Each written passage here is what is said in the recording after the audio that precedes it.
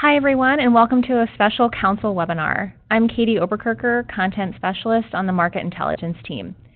Today, I'm joined by Antonio and Eric, co-founders of 46 Brooklyn.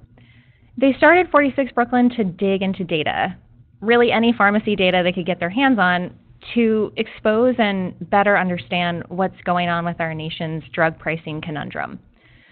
I'm really excited that they're here with me today to walk through their website and how our broker members can use some of their tools and insights. Antonio and Eric, thanks for being here. I want to turn it over to you guys to talk a bit more about your journey before we dive into your site. So why did you decide to start 46 Brooklyn?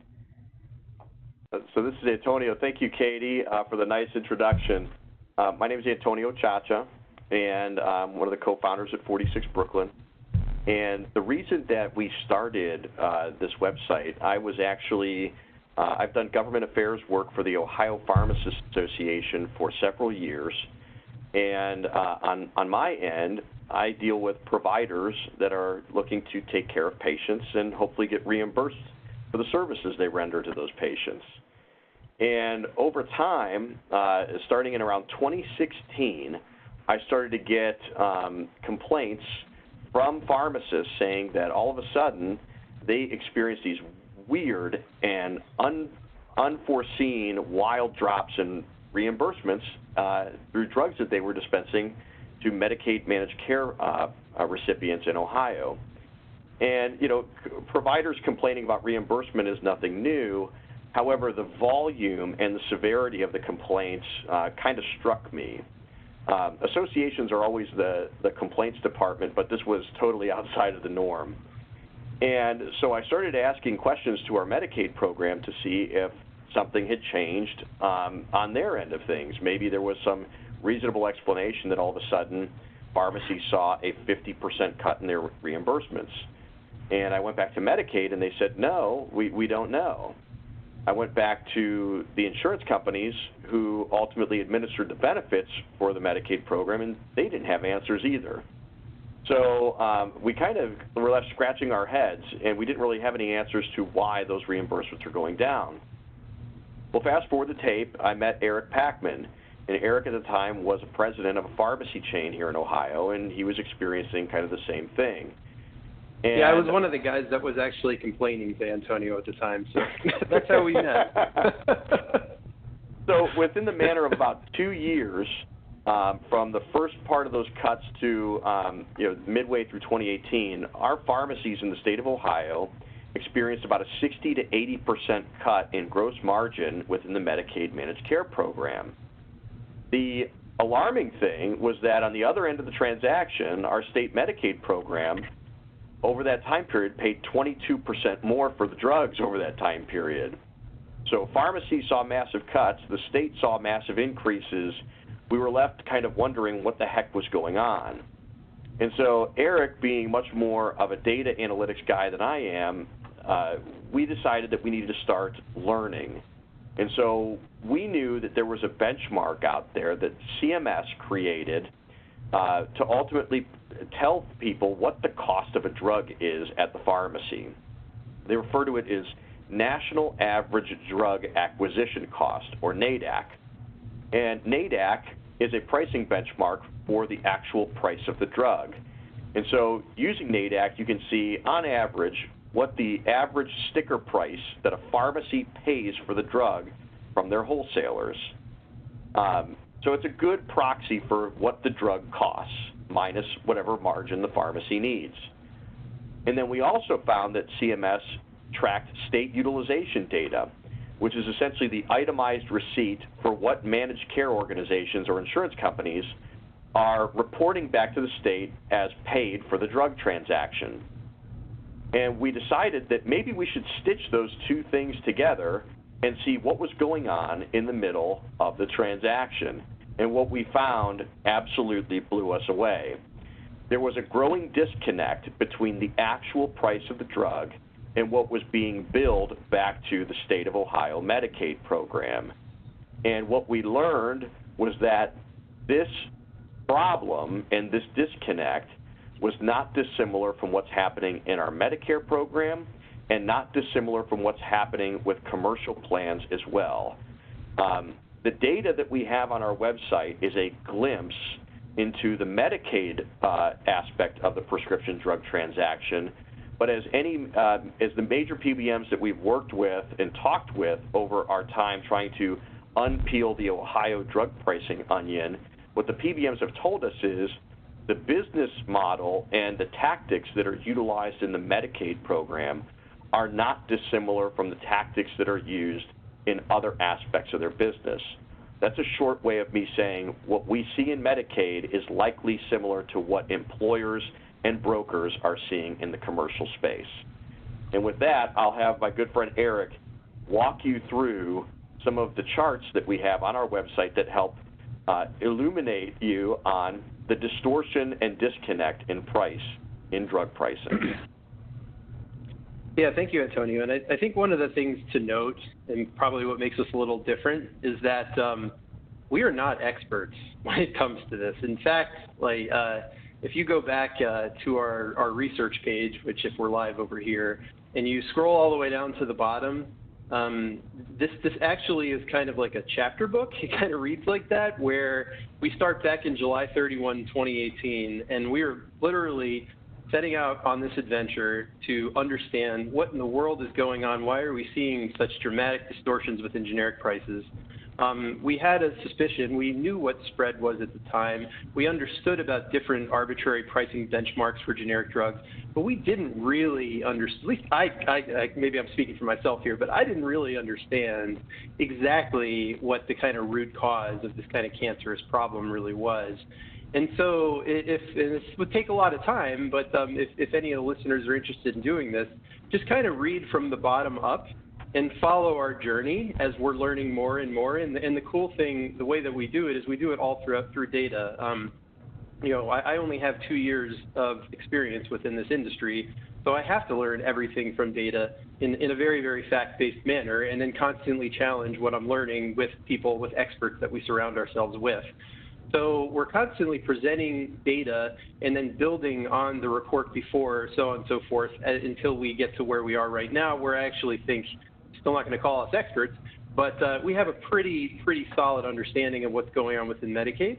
And as Antonio said, it's really all comes down to, it's a contract structure, right? It's not specific to Medicaid. To the extent that any payer, any employer has a contract that looks similar to a contract that the managed care organization has with its PBM, which is based on a term called average wholesale price, then that employer is going to have the same problem. That Part D plan is going to have the same problem, and it's starting to really crop up everywhere, which is, I think, why this is becoming such a really big topic. Okay, so that's our research page, by the way, which we're 46brooklyn.com. If you just go straight there, you'll get to our homepage. Really, we are visualizations and research. So, our goal, our stated mission / objective is to take all drug pricing data that is publicly available, stuck in ugly, unusable tables, and to stitch it together using a fantastic software called Tableau, and then to improve the ease of use and our ability to learn from this data. So we do that through these visualizations, but the visualizations are still somewhat complicated as far as how to use them, which is a great thing about this this session right here. So we have the opportunity to actually explain them. But we write research to not only kind of walk you through our journey, but also to illustrate case studies of how we're actually using our own visualization. And as you'll see as we kind of walk through these, they kind of go hand in hand. So anyway, this is who we are, visualizations and research. I've already shown you the research piece of the website, so let's go into visualizations. We have a bunch of them up here. Let's really start where this whole thing started, which is what Antonio explained, national average drug acquisition cost. This is a survey of probably a couple thousand retail pharmacies a month. Maybe it's a voluntary survey, so let's say about 400 to 500 will actually respond back, and they will actually send their copies of their invoices back to CMS, and CMS will collect all of those. It's really the best publicly available benchmark of a true acquisition cost for a pharmacy for a generic drug. So this is as good as it gets. So anyway, right now this is just in tables. So we actually took it and put it together with into Tableau and then trend charted over time. So there we go, my internet cooperated. We're looking at one generic group here, and what a very important thing to know here is we're doing this all based on public data, and the FDA's classification of drugs is not always the best. Clearly they're doing a really good job, as good as they can, but it limits us a little bit. So if we want to actually look for a drug, what I tell people to do is actually to just click on the All button over here, and what you're doing here is you're selecting every single drug under the sun, and then you're removing that, so now you have none, and then we can just type in a drug like aripiprazole, which you'll see why we're going to talk about this one in a minute. We click on that, wait for a second, and now here are all of not only the generic aripiprazole, so this is generic Abilify. It's one of the heaviest dispensed mental health drugs that's out there. But what this did is when you select on that generic group, it brought up all of the generics that roll up to this, in addition to the brand name drugs that roll up to this. So now what you could do, and the reason why we designed it in this way, is you can click on Abilify 10 milligram tablet, and then also click on aripiprazole 10 milligram tablet to see the difference in cost for the brand versus generic. And this is exactly what the generic marketplace is supposed to do. So you can see that back in 2014, this costs $21.85 per pill. That's the brand name version of this. And then it stair steps up over time with your 10% increases or whatever manufacturers normally do. Here's when the drug actually went generic. And it came out at $13.79. Over time, you can see what happened as all manufacturers started coming to market. This drug now costs 30 cents. We update this every single month. So every month you can come and check this if you want, if there are any specific drugs that you're looking into, and you can see exactly what that costs and have the historical perspective of what it costs over time. One of the other important things to note is that, on the brand name drug, when you hover over this, you'll see there's only one manufacturer. Of course, that's true by default. I mean, there's the brand name manufacturers have exclusivity. So you'll see Otsuka is the only one that's manufacturing brand name Abilify, but then when you flip over to the generic side, you'll see all of this competition that's come to market. This is all of the competition that Scott Gottlieb was encouraging. So you have over a dozen manufacturers here that have competed the price down from $12 all the way down to where we are 30 cents now. So the second part is, okay, well, that's fantastic. This is what the drug costs, but what am I actually paying for this? Well, you can go back and look in your data and look at claims data to see what you're paying for this at any given point in time, but we can tell you what Medicaid is actually paying for this. So if we flip over to our second visualization here in the dashboard and really take a look at what states were really paying within Medicaid for this drug aripiprazole, this is the dashboard that really started it all for 46 Brooklyn that we were talking about a little bit before. This is ultimately a couple iterations down the road of what we created in order to show what different states were paying for the same exact drug at the same exact time, which honestly should be exactly the same number, right? But we found that it wasn't. So if you search aripiprazole in here, that same exact drug that again is 30 cents right now, you can see that in the third quarter of 2018, which is the most recent data that we have from Medicaid, which actually was just released last week, this is the heat map of what different states were paying. So you have some states like Washington State, which does a pretty good job of controlling costs. And once this actually comes up, you'll see the trend chart. There you go. So when they actually switched over to what was more of a NADAC-based model, you can see that those two lines, the orange line, which is what Medicaid was paying, and the blue line, which is what the drug actually cost, line up almost perfectly together. If you look at a state like Texas, that's not really the case. So Texas is paying $5.47 for each pill when it really only costs 37 cents in the third quarter of 2018. One of the fascinating ones is our home state of Ohio. So Ohio was overpaying considerably for this drug, but as soon as some transparency kind of mandates went in place here at the beginning of the third quarter of 2018, you can see how that just came down considerably. So this is, it really brings up more questions than answers. I don't know if you kind of look at it that way as well, Antonio, but but you can clearly see from drug to drug there's a tremendous distortions in what the actual price of the drug is versus what the states are paying. Initially, when we saw this, we were like, the data's probably wrong. Well, all you have to do then is switch over to fee-for-service. And you can see that, well, actually, no, the data is actually quite right.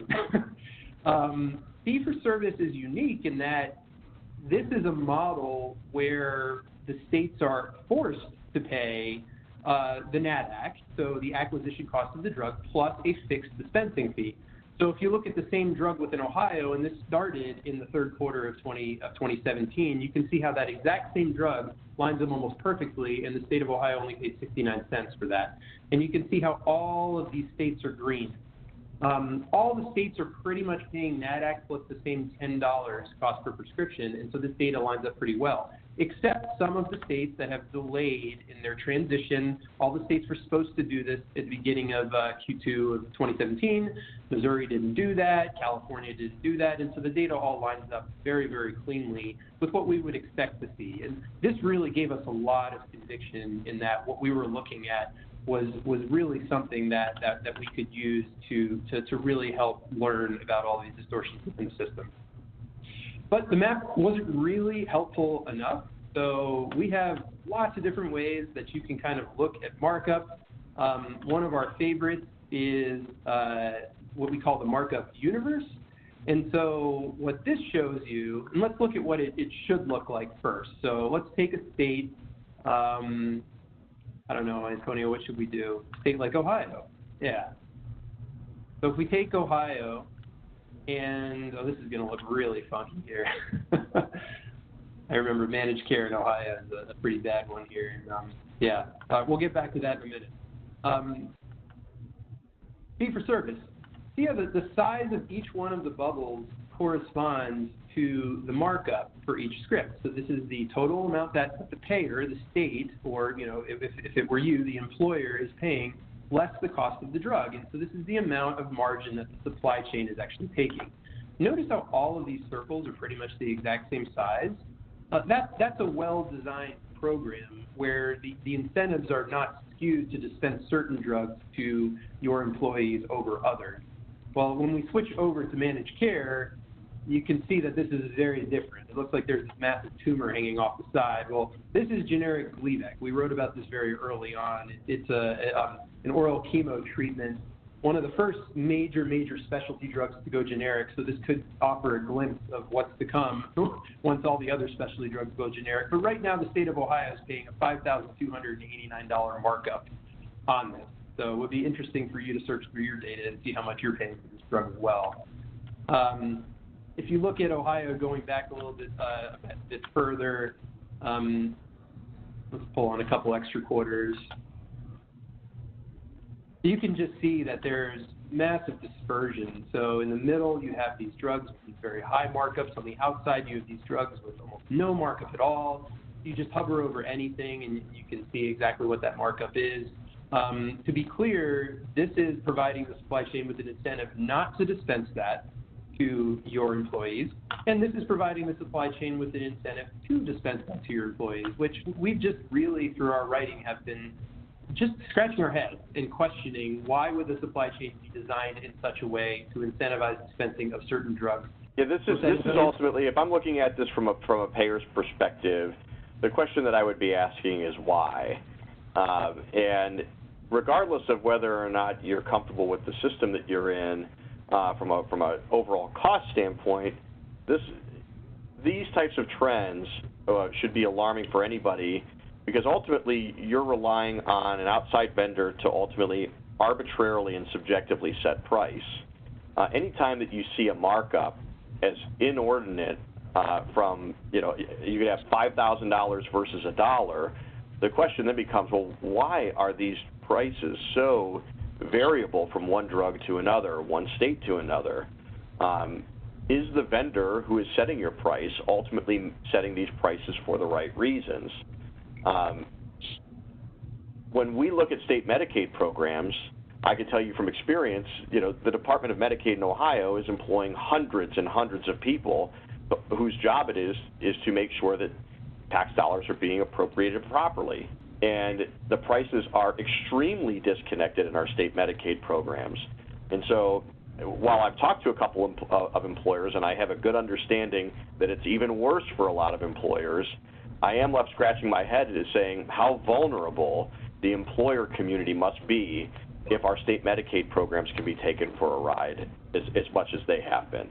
What we hope that we can do is just provide the tools that can give you a little bit of an edge and a little bit more education to be able to ask better questions. As far as what we hope to accomplish at 46 Brooklyn, if we rewound the tape, 8 months ago, we were just the same, the frustrated people that I'm sure your folks are, who are ultimately, trying to struggle to afford rising prescription drug costs.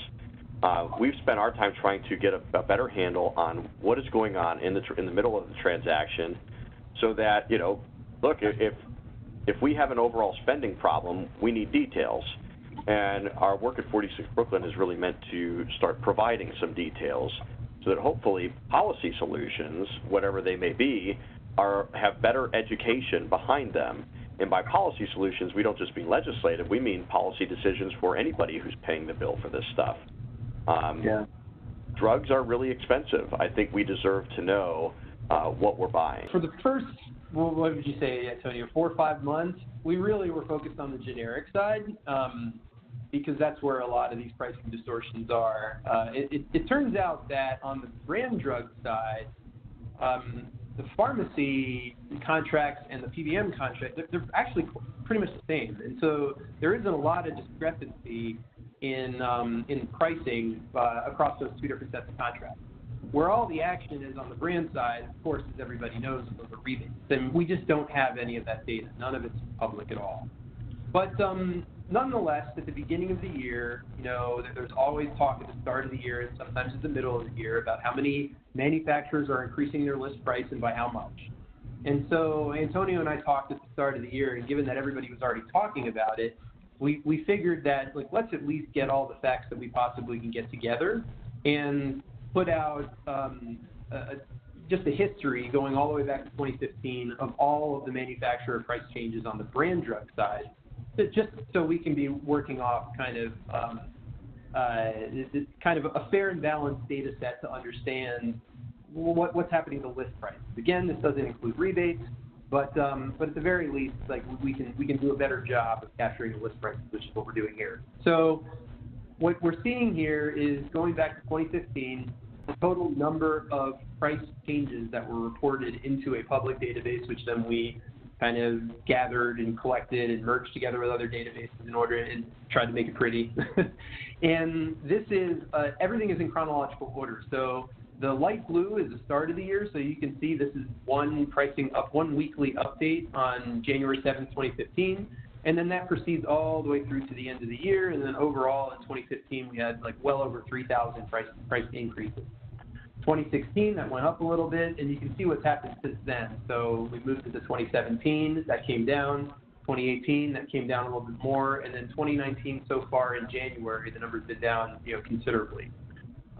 What you can do here is you can really click into any one of the price changes, or any one of the weekly updates, and then you can see that by manufacturer. So if we look at, AbbVie, they had 48 this year for an average change of 5.3, and I'm sorry, that was just in this first weekly update.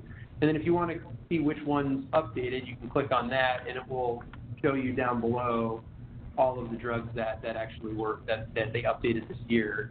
And then I believe you can even click on this.